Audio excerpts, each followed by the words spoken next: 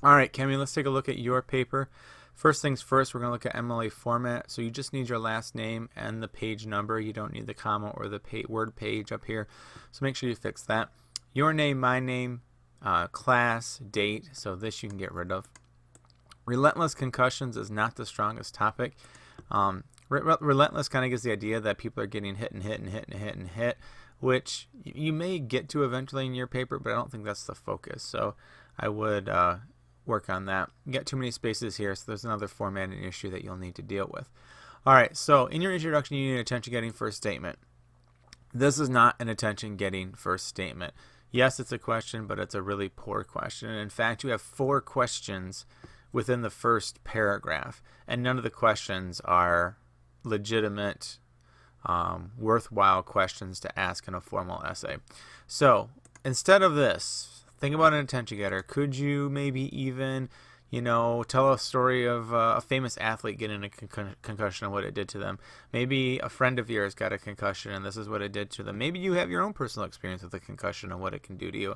Start off with something like that, or some statistics about concussions and the rise of concussions and something else. Anything, but this is really boring questions and that doesn't get you into the topic.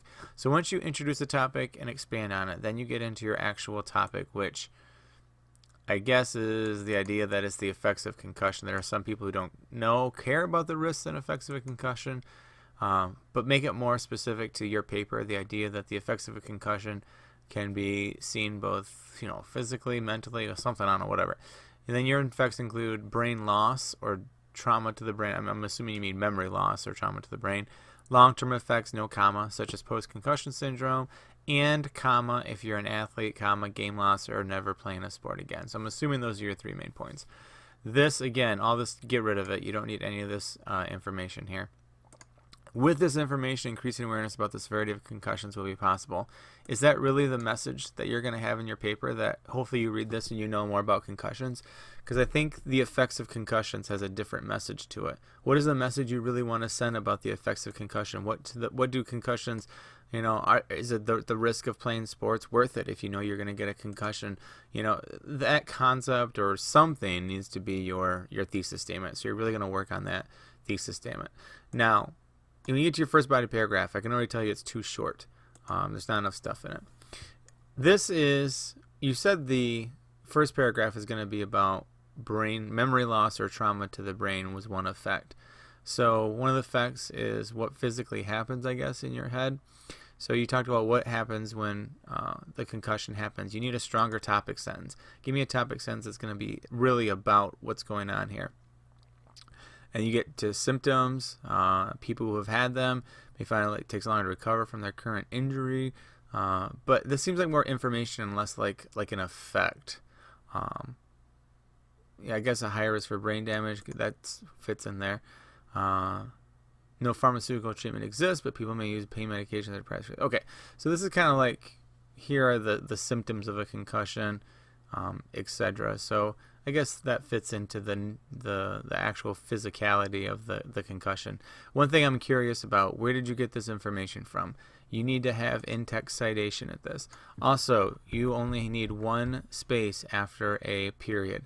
So go back through here. I didn't notice that in the introduction, but it's true for a lot of the introduction. Go back through anything that's 2 spaces. You got to make it 1 space. So you're going to have to go back and through that. So you need some more in-text citation, and you need to even, organize this a little better. And I think that's going to start with a better topic sentence. Once you know what your topic sentence is, then you know what's going to get in there. So the first effect is the actual memory loss or trauma to the brain, and then you can talk about some of this stuff. Okay, need a strong transition into the next paragraph. So now you're saying, while rare, long-term effects can be devastating, they are also extremely rare. We just said that they're rare, so you can probably get rid of this last part with that. But now you're getting into memory loss. I just saw memory loss in there, but you do say long-term effects are one of there. So maybe one effect is the actual, I don't know, Kemmie. I'm maybe have to look at this a little bit longer as to how you should organize this, because this is still just an effect. It's more of a long-term effect. So now this is short-term effect, I guess. This is long-term effect.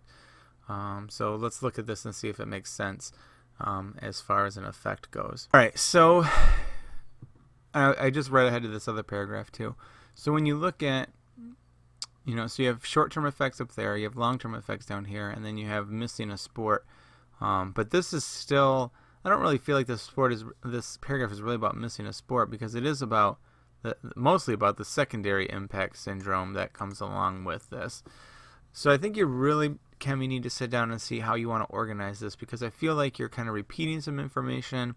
Some of this really is an effect, just information that females are twice as likely to sustain a concussion as males, which is interesting, but how does it fit in with the effect of, missing sports? I don't know, how is that supportive of that?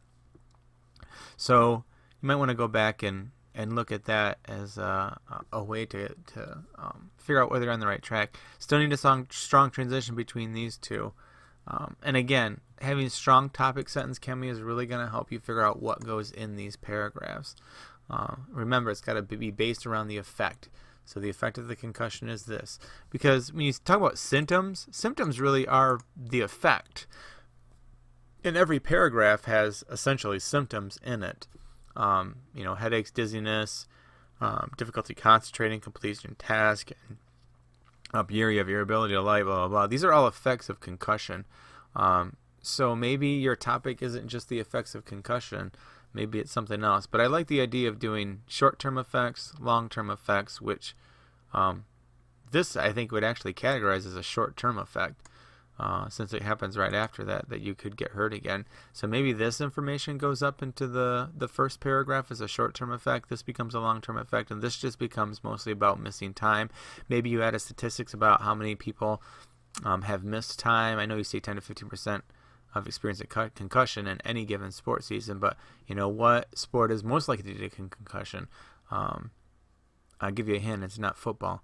So there's a lot of things that you could even put in here for missing time. A lot of this though doesn't feel like it's the missing time information that you want, so you're gonna have to do that. Again, I don't see any in-text citation. I don't know where you got any of this information from, so you're gonna have to include that as well. All right, so form of a conclusion. Repeat your thesis statement, which this is actually kind of your thesis statement, but I already told you that it's a pretty weak thesis statement, so you're gonna want to fix that.